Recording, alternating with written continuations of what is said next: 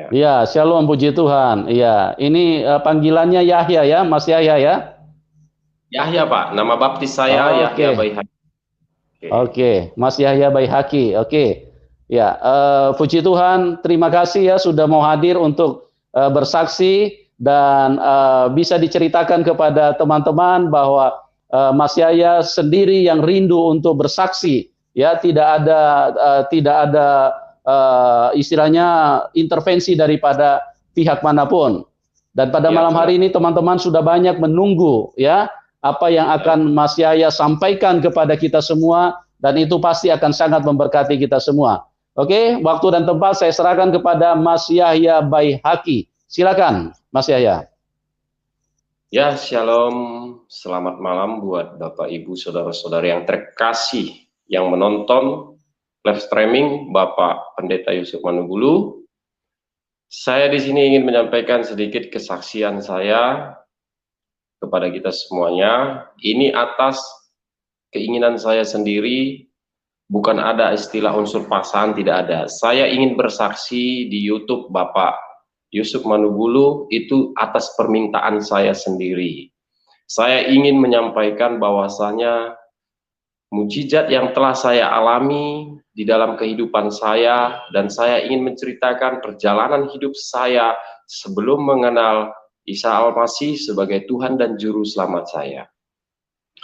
Pertama-tama, saudaraku yang terkasih, dulu saya itu adalah orang agama Islam yang gimana ya, orang Islam yang dibilang keras sih tidak, radikal tidak, tapi yang taat gitu, yang taat dengan agama.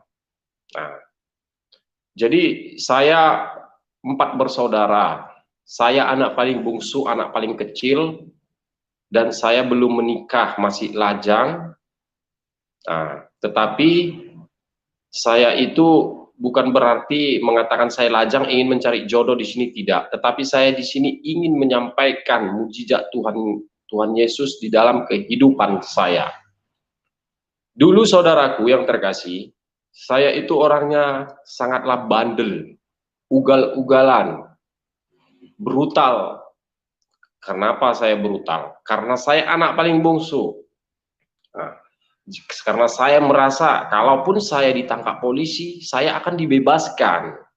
Karena zaman dulu masih berlaku duit, saudaraku ya. Ini saya belak-belakan aja kesaksian di sini ya. Sebelum saya masuk pesantren, sebelum saya mengenal Isa Al-Masih.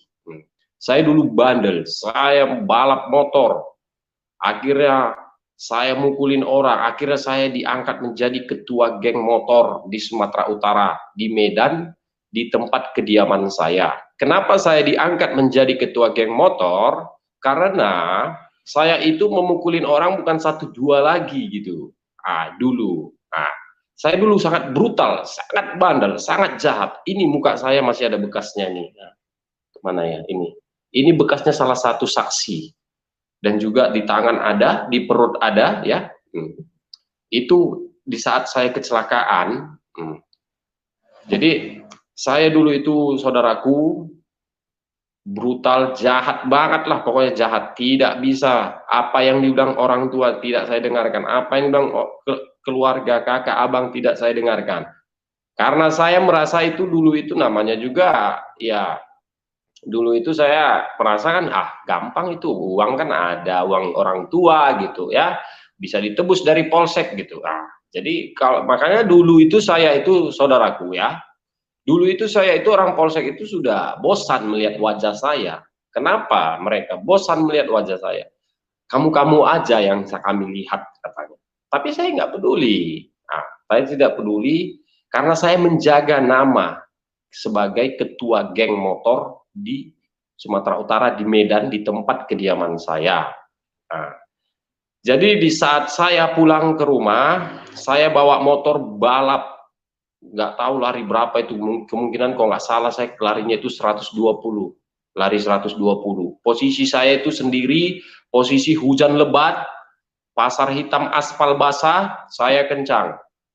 Sesudah itu tiba-tiba ada anjing menyeberang, anjing nyebrang, saya tidak bisa ngerem lagi. Akhirnya saya ngerem, pijit rem depan, apa, rem mendadak namanya ya, rem depan, rem cakram.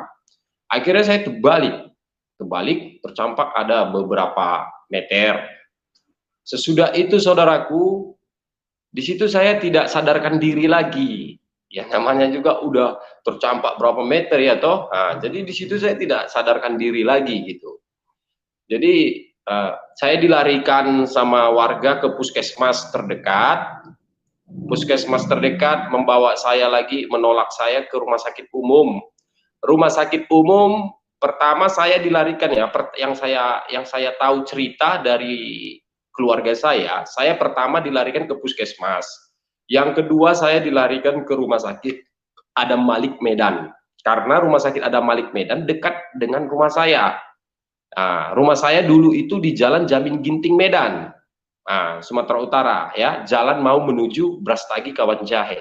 Nah, jadi dari kejadian ini dekatnya rumah sakit umum itu ke rumah sakit Adam Malik Medan.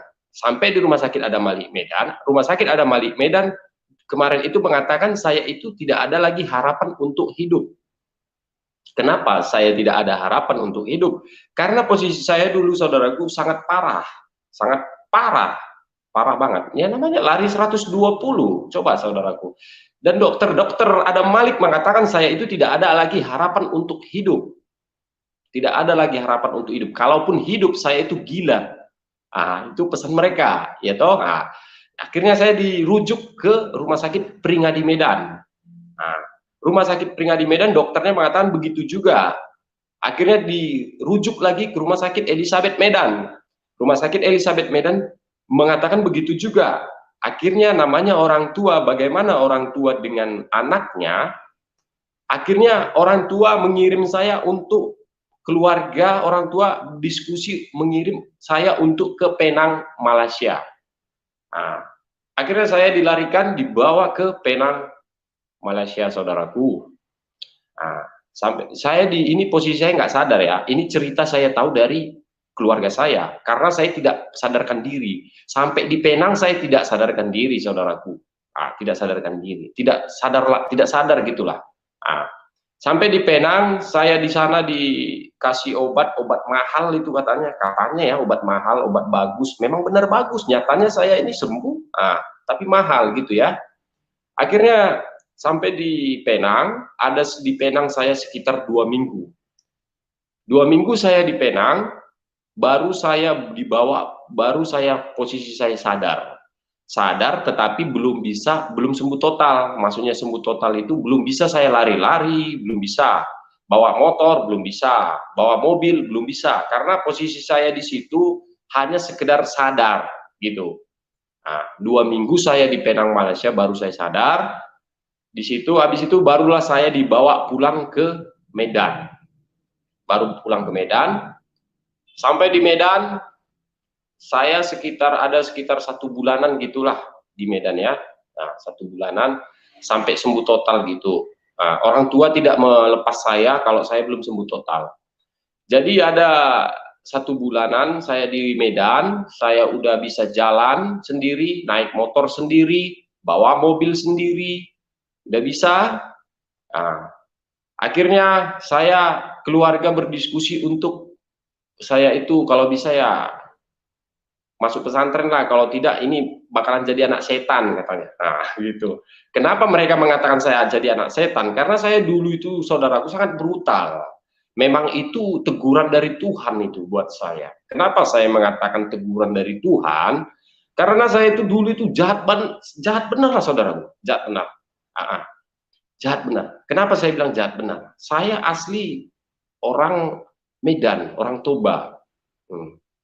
Kemarin itu waktu saya di sana itu orang-orang kita orang kita Karo, orang kita Simalungun, Mandailing, teman-teman saya, mafia-mafianya, bandit-banditnya, saya bilang sama mereka, harga kalian berapa? Itu bahasa saya dulu ya, waktu saya brutal. Itulah karena saya sangat brutalnya dulu. Berapa harga kalian biar saya beli? Saya ngomong bicara begitu. Karena saya menjaga nama baik saya, menjaga harga diri saya. Sebagai ketua geng motor kan begitu. Jadi akhirnya pulang saya, saudaraku, dari Penang, Malaysia saya pulang. Posisi saya sudah sadar, tapi belum sembuh total. Pulang ke Medan, sampai di Medan, keluarga dan orang tua diskusi untuk memasukkan saya ke pondok pesantren. Kalau tidak, ini bahaya. Ini bisa jadi kembali lagi jadi anak setan katanya. Nah, itu bahasa mereka. Karena orang tua udah habis-habisan, saudaraku. Ah, gitu. Jadi akhirnya saya masuk pondok pesantren. Ya, akhirnya saya masuk pondok pesantren Medan. Di dalam pondok pesantren Medan saya belajar sungguh-sungguh, saudara. Saya belajar sungguh-sungguh. Saya mendalami ilmu agama Islam. Sholat saya 7 waktu, bukan 5 waktu lagi. Kenapa saya bilang 7 waktu sholat saya? Nah, karena saya menambahkan sholat saya 2, yaitu duha dan tahajud. Makanya saya bilang 7 waktu. Jadi dulu itu saudaraku sholat saya 7 kali, saudaraku. Beruntung dulu itu sholat tidak 10 kali, 20 kali. Kalau sempat 10 kali, 20 kali dulu sholat, ya mungkin saya jalani juga. Karena memang saya dulu benar-benar ingin bertobat. Ingin bertobat. Ingin meninggalkan manusia lama saya dulu. Nah, jadi masuk saya pondok pesantren, saudaraku, benar-benar saya mendalami ilmu agama Islam. Saya bertobat, saya rajin sholat, rajin berzikir. Apa itu zikir? Tasbih. Apa itu tasbih? Itulah tujuan kita hanya satu, yaitu Allah. Ya, itulah yang saya pelajari di dalam. Nah, kenapa saya mempelajari itu sungguh-sungguh? Karena saya memang benar-benar mau bertobat, bukan mau main-main. Nah, jadi saya belajar sungguh-sungguh, saudaraku. Sholat, zikir, saya lakukan di pesantren. Selama 8 bulan, sampai 8 bulan, saudaraku, 8 bulan saya tidak pernah keluar dari pesantren. Pasar hitam tidak pernah saya lihat. Saya tidak pernah selama 8 bulan saya keluar dari pesantren. Saya belajar benar-benar. Saya belajar sungguh-sungguh, karena saya benar-benar mau bertobat. Nah, jadi selama 8 bulan, saya di dalam pesantren, saya sudah mendapatkan gelar seorang khalifah. Apa itu khalifah? Khalifah itu yaitu kiai muda. Apa itu kiai muda? Kiai muda itulah nama kita yang telah diangkat Allah Subhanahu wa Ta'ala. Itulah, saudaraku, ya. Nah, jadi saya sudah mendapatkan gelar di situ. Karena di pesantren ada tingkatan, saudaraku. Ada tingkatan. Pakai, kalau di pesantren bilang kaji. Kaji itu apa? Tingkatan, seperti polisi, bribda, bribtu, brigadir, bribka, seperti itu. Polisi ada tingkatan. Nah, jadi kalau saya itu 8 bulan tembus. 8 bulan tembus saya mendapatkan gelar seorang khalifah. Apa itu khalifah? Yaitu kiai muda. Jadi begitu saya mendapatkan gelar seorang khalifah, saya pergi kunjungan ke Pulau Jawa. Tidak perlu saya sebutkan ya di Pulau Jawa di mananya. Ya, saya Pulau Jawa, saya menjumpai para tokoh. Saya menjumpai para jamaah, para ustadz-ustadz, para tokoh, saya temui ke Pulau Jawa. Nah, jadi di saat saya menemui ke Pulau Jawa, saudaraku, saya bermimpi. Saya bermimpi dengan teman saya. Saya mempunyai teman namanya Pak Nababan. Dia marga Nababan. Dia polisi dinas di Pekanbaru Riau. Masih aktif. Dia di Polsek Pekanbaru. Dia dinas di sana, polisi masih aktif. Dia bagian Babin Kamtipmas. Teman saya, agama Kristen. Nah, jadi saya bermimpi dengan teman saya ini, saudaraku. Saya bermimpi dengan dia mengajari saya baca Alkitab. Nah, dia mengajari saya baca Alkitab, dan dia juga mendoakan saya. Habis itu saya terbangun. Sesudah saya terbangun, saya merasa begini, loh, kok saya mimpi dengan dia? Begitu.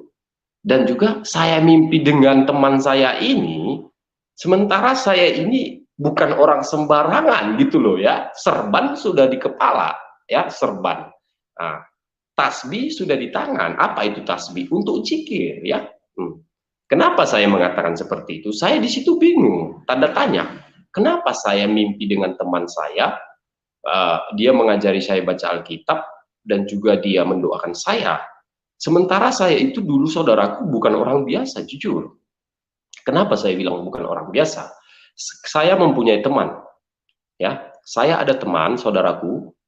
Teman saya ini dia punya keluarga, ya. Dia punya keluarga, keluarganya sakit.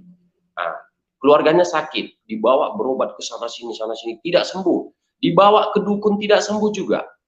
Terus teman saya ini mengatakan dengan saya, baik, katanya. Teman saya ini manggil saya baik. Namanya teman ya, teman dekat gitulah. Nah, baik katanya. Nama saya kan Baik Haki, baik katanya. Apa? Aku mau curhat sama kamu. Apa tuh? Keluargaku sakit. Sakit apa? Ya di situ kami bingung. Kami tidak tahu sakitnya apa. Karena kami bawa ke dokter, diperiksa di ronsen, sakitnya tidak ada. Nah, dibawa ke dukun, tidak sembuh. Akhirnya saya bilang, kamu bodoh. Kenapa? Ya kamu ngapain bawa ke dukun? Kenapa? Kalau kamu bawa ke dukun, kamu mau tumbalnya siapa mau kamu kasih? Maksud kamu gimana, Baik? Kamu tidak usah membantah cakap aku bilang begitu, saudaraku ya. Nggak usah bantah cakapku, aku bilang begitu. Saya bilang begitu, saudaraku. Karena saya itu tidak bisa lagi dibodoh-bodohin masalah ilmu, ya. Karena itu udah kami pelajari gitulah ya. Di pesantren itu pelajaran kami, ilmu. Nah, itulah yang kami pelajari, ilmu. Beda sama Ustadz Abdul Somad. Ustadz Abdul Somad itu dia jurusan Al-Qur'an, ya. Jurusan Al-Qur'an. Tapi kalau jurusan ilmu katanya tidak, beda. Beda dengan saya, ya. Semudah-mudahan beliau menonton video saya ini, ya. Karena dulu saya sudah pernah sama beliau, ya biasalah ya, ada selisih debat sedikit gitulah. Jadi ya saya bilang, kalau kamu itu tidak percaya dengan saya, silakan. Saya bilang begitu, saudaraku. Akhirnya dia menyerahkan semuanya kepada saya. Ya udahlah, aku minta tolong sama kamu, Baik. Bisa nggak kamu obatin?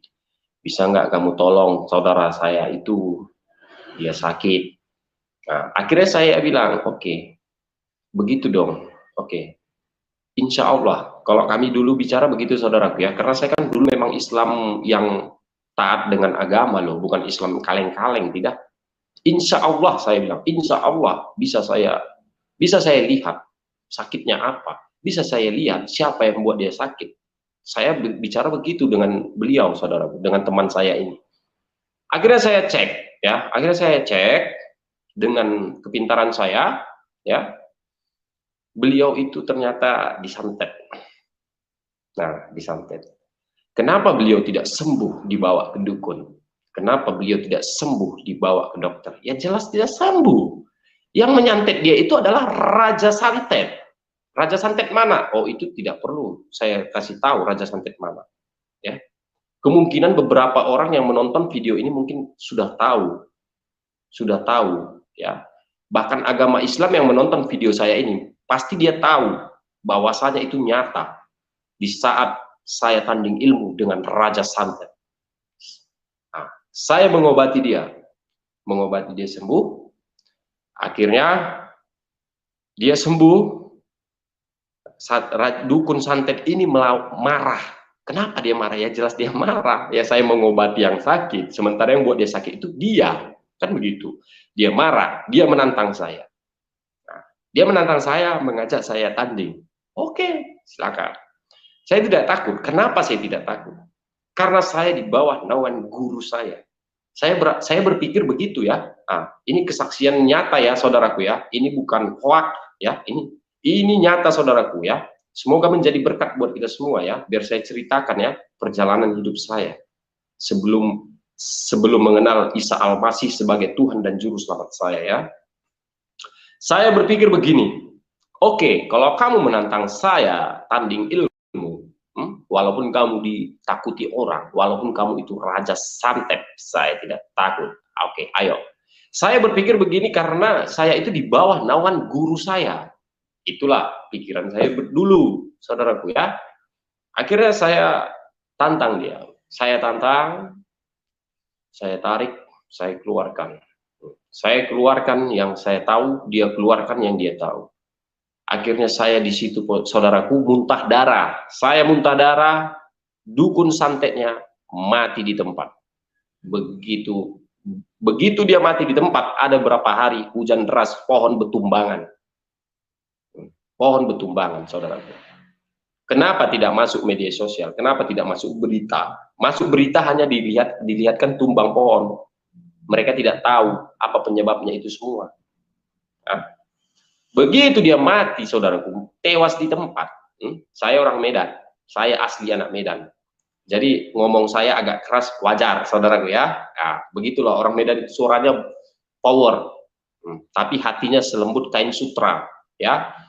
Begitu dia tewas, nah, pohon betumbangan, hujan kencang, aduh anginnya macam angin puting beliung. Begitu dia meninggal, ya, saya muntah darah, saudaraku. Saya muntah darah, posisi saya di situ. Karena saya merasa, ya, siapa yang bisa melawan ilmu saya? Itu dulu saya berpikir begitu. Dan juga saya berpikir, saya masih lajang. Belum ada tanggungan, belum ada tanggungan untuk istri, tanggungan untuk anak, belum ada. Dan juga saya ini berpikir begini, kalau bukan saya yang melawan dia, siapa lagi? Ya, siapa lagi? Karena yang di atas saya tidak berani melawan dia, menantang dia. Karena apa tidak berani menantang dia? Karena dia memikirkan anak istrinya. Memikirkan anak istrinya. Dia tidak berani, ya. Ustadz Abdul Somad Tanjung Balai, orang Sumatera Utara. Saya orang Medan, orang kota Medan.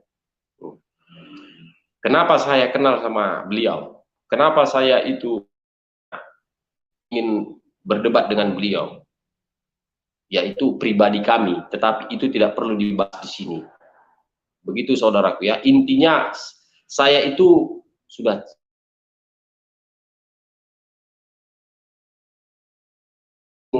yang saya ajari. Jadi sesudah saya tanding ilmu, saya muntah darah, beliau meninggal, saya pergi ke Pulau Jawa, silaturahmi, yaitu menjumpai para tokoh agama, menjumpai ustadz, menjumpai jamaah. Jawa tidak usah saya sebut banyak daerah mana, tidak usah ya. Nah, jadi sampai di situ saya sekitar 2 minggu. Jadi di saat saya menginap di situ, saya bermimpi dengan teman saya ini, Pak Nababan, saudaraku. Pak Nababan ini saya bermimpi dengan beliau. Nah, 2 kali saya bermimpi dengan beliau, saudaraku. Yang pertama dia mengajari saya baca Alkitab, habis itu dia mendoakan saya. Tetapi di situ saya lupakan karena beliau mengatakan, lupakanlah bang. Oke Pak, saya lupakan. Yang kedua saya bermimpi beliau membawa saya ke gereja, memperkenalkan saya kepada pendeta. Habis itu pendeta mendoakan saya, mengajari saya baca Alkitab. Habis itu kami foto-foto bertiga di gereja. Habis itu saya terbangun, saya telepon beliau. Nah, saya telepon beliau, beliau juga merasa, aduh, gimana ini bang, saya jadi merinding di sini katanya. Nah, di situ saya berpikir, saudaraku, di situ saya langsung berpikir bijak dengan cerdas. Ini ada apa? Nah, ini ada apa?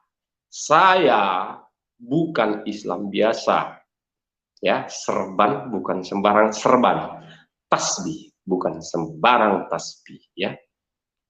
Di situ saya berpikir, dulu tubuh saya tidur, arwah saya itu melayang-layang di langit. Karena apa? Itulah karena sudah ketinggian ilmu tadi. Nah, ya. Di situ saya berpikir, loh, kenapa saya mimpi? Mimpi gereja pula, ya toh?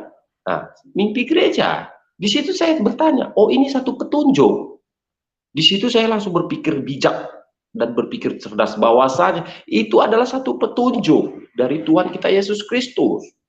Satu petunjuk bahwasanya dia itu ingin menyelamatkan saya. Di situ saya tidak habis pikir lagi, sudah saya putuskan. Saya telepon teman saya, polisi Pak Nababan, dinas di Pekanbaru Riau. Beliau, saya telepon langsung. Nah, di mana Pak? Lagi dinas Bang. Ah, ada apa Bang? Gini Pak, tolong cari pendeta untuk membaptis saya. Ah, yang benar Bang, Abang jangan bercanda dong. Enggak bercanda ini Pak, tolong cari pendeta yang mau membaptis saya. Saya bicara begitu Pak, saudaraku. Sesudah itu beliau mencari pendeta Jambi, ya, pendeta Jambi, pendeta Pekanbaru, pendeta Jakarta, pendeta Jawa, terus pendeta mana lagi? Pendeta Lampung. Pokoknya ada 7 lah, saudaraku, 7 ya. Ada 7 pendeta di telepon beliau untuk membaptis saya. Tetapi para pendeta merasa ragu, mungkin mereka ragu ataupun takut ataupun bingung, saya tidak mengerti lah. Intinya mereka tidak mau lah, tidak berani, tidak mau begitulah. Karena mereka ragu, ini kenapa mau dibaptis? Nah, masa dia mau dibaptis orang dia udah ahli agama? Mereka berpikir begitu, saudaraku, ya, karena mereka ragu, ah nggak mungkin, itu tidak mungkin. Tetapi karena Tuhan Yesus sudah memanggil saya, menyelamatkan saya, Tuhan Yesus menunjukkan orang yang mau membaptis saya, saudaraku. Puji Tuhan, saya dibaptis. Saya dibaptis di Semarang. Ya, saya dibaptis di Semarang. Puji Tuhan. Itu Tuhan Yesus ya yang menunjukkan itu. Tidak ada pendeta yang berani membaptis saya dulu, saudara. Tidak ada. Tidak ada, saudaraku. Jadi begitulah, saudaraku, perjalanan hidup yang saya alami dan yang saya jalani selama saya itu belum mengenal pesantren, belum mengenal Isa Al-Masih, ya. Itulah perjalanan saya dari awal sampai akhir. Begitu saya dibaptis di Semarang, saudaraku, ada sekitar 2 minggu, ya, ada sekitar 2 minggu keluarga saya tahu ya, keluarga saya tahu apa dibilang sama saya, dibilang keluarga saya, hah? Kamu itu tidak punya agama, agamamu tidak ada, agama, dibilang kamu Islam tidak, dibilang Kristen tidak, jadi apa agamaku? Kamu itu anak setan, katanya. Nah itu, kenapa mereka mengatakan saya anak setan? Terus saya bilang, kenapa kalian bilang saya anak setan? Ya jelas dong, kamu itu masuk pesantren supaya menjadi anak yang soleh. Tapi kenapa kamu dimasukkan ke pesantren malah jadi anak setan, katanya. Nah, ya saya bilang, oh ya gitu, ya wes lah, saya bilang, ya udah, saya bilang gitu. Ya udahlah, saya bilang, saya tidak mau debat. Nah, saya hanya mendoakan mereka aja, mereka keluar saya.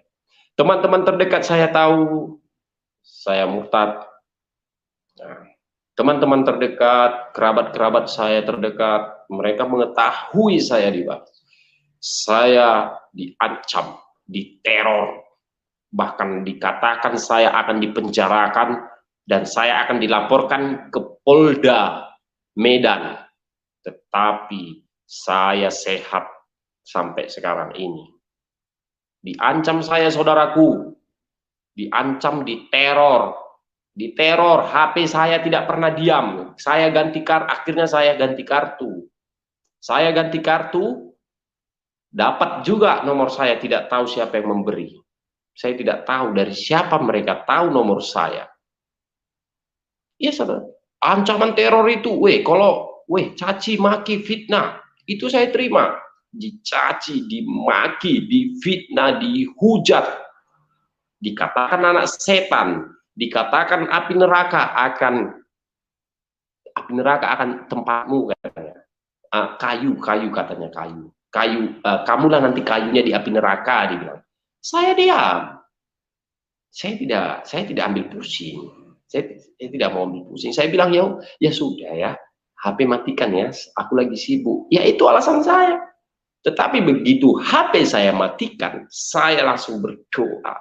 Apa doa saya? Doa saya hanya singkat, saudaraku, karena saya belum tahu doanya seperti apa untuk mereka. Saya belum mengerti, belum paham. Hanya doa saya cukup cuma satu, ya Bapak ampunilah mereka, sebab mereka tidak mengerti apa yang mereka perbuat. Hanya itu doa saya buat mereka, saudaraku. Puji Tuhan saya diselamatkan sampai sekarang. Sampai sekarang saya diselamatkan. Walaupun saya makan terancam, tidur saya di kos-kosan, saya tidak peduli. Yang penting saya sudah selamat. Saya sudah selamat. Semua saya tinggalkan. Keluarga saya tinggalkan. Warisan saya tinggalkan, saudaraku. Saya tinggalkan. Kenapa saya tinggalkan? Karena saya mau mencari keselamatan. Saya senang sudah diselamatkan Tuhan Yesus. Walaupun saya makan cukup sekali, 2 kali satu hari. Walaupun saya tidak bisa beli ini, beli itu lagi seperti dulu. Saya tidak peduli. Yang penting saya sudah selamat. Ancaman teror, saudara. Diancam, diteror. Kalau HP, saudaraku, hampir setiap hari lah. Dalam satu hari nggak tahu berapa ratus panggilan tak terjawab. Berapa SMS masuk. Saya tidak peduli. Saya dilaporkan ke Polda Medan. Beruntung Kapolda Medan orangnya konsisten, komitmen, konsekuen. Dia tidak mau mengurus masalah begituan. Dia tidak mau diduitin. Ini cakap kasarnya ya. Karena keluarga saya, saudaraku, keluarga saya langsung cerita dengan saya melalui HP ya. Nah, ini siapa, mudah-mudahan keluarga saya menonton video saya ini ya. Mudah-mudahan keluarga saya menonton.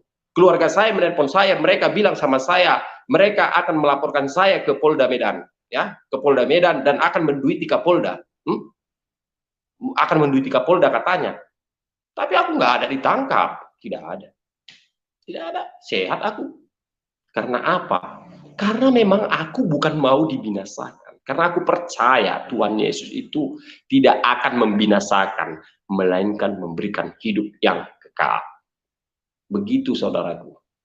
Jadi buat Bapak, Ibu, saudara-saudari yang terkasih yang menonton video saya ini, kiranya ya, dan juga yang para murtad, yang baru-baru murtad ya, terima kasih ya, Tuhan Yesus baik. Ingat kalian ya, yang baru-baru murtad ya, saya sangat bangga. Karena apa saya bangga? Ya, karena saya bulan 2 dibaptis, bulan 2 tahun 2020 saya dibaptis. Nah, jadi buat para murtad, saya senang melihat kalian, kita sudah sama-sama diselamatkan. Ya, jangan pikirkan ancaman teror, jangan pikirkan ancaman teror, caci maki, fitnah, jangan pikirkan, hanya fokus aja, cukup hanya Tuhan. Cukup. Saya sudah mengalami, saudaraku, bukan orang Islam aja yang mencaci, memaki, memfitnah saya, ya, menyakiti saya. Bukan. Orang Kristen juga ada yang mengecewakan saya, yang menyakiti saya. Tapi saya tidak memandang manusia. Saya tidak pandang manusia. Karena apa? Kalau saya pandang manusia, 100% saya balik ke agama lama. Ya. 100% saya balik ke agama lama kalau saya memandang manusia, tetapi tidak manusia yang saya pandang, tetapi saya memandang Tuhan kita Yesus Kristus. Saya pikirkan keselamatan saya di tanah kerajaan sorga, bukan di dunia. Saya punya mobil, saya punya rumah, saya tinggalkan, saudaraku, ya, saya tinggalkan. Ada fotonya di HP saya ini, ada di HP saya ini, ada fotonya ini. Bisa saya kirim. Bisa nanti saya kirim ke YouTube Bapak Yusuf, foto-foto masa lalu saya kirim agar dimasukkan ke YouTube-nya, ya, supaya kita tahu bahwasanya tidak ada jalan kita masuk ke tanah kerajaan sorga kalau tidak melalui Tuhan kita Yesus Kristus. Itu aja intinya. Terima kasih buat Bapak, Ibu, saudara-saudari yang terkasih yang menonton video saya ini, kiranya diberkati. Dan saya bersaksi di sini atas keinginan saya. Saya kesaksian di sini atas keinginan saya, bukan ada unsur paksaan, rayuan, ataupun tidak ada Bapak Yusuf menyuruh saya bersaksi di sini, tidak ada. Ya, ini saya yang meminta. Saya yang meminta bersaksi di YouTube Bapak Yusuf Manubulu. Karena apa saya minta saya bersaksi di sini? Supaya para keluarga saya, ya, para sahabat saya, teman-teman saya, ya, para santri-santri mendengarkan kesaksian saya, ya.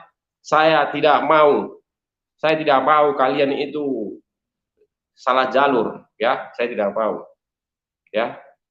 Itu makanya saya minta saya bersaksi di sini atas keinginan saya. Saya tanggung jawab di dalam kesaksian saya ini. Saya tanggung jawab, ya.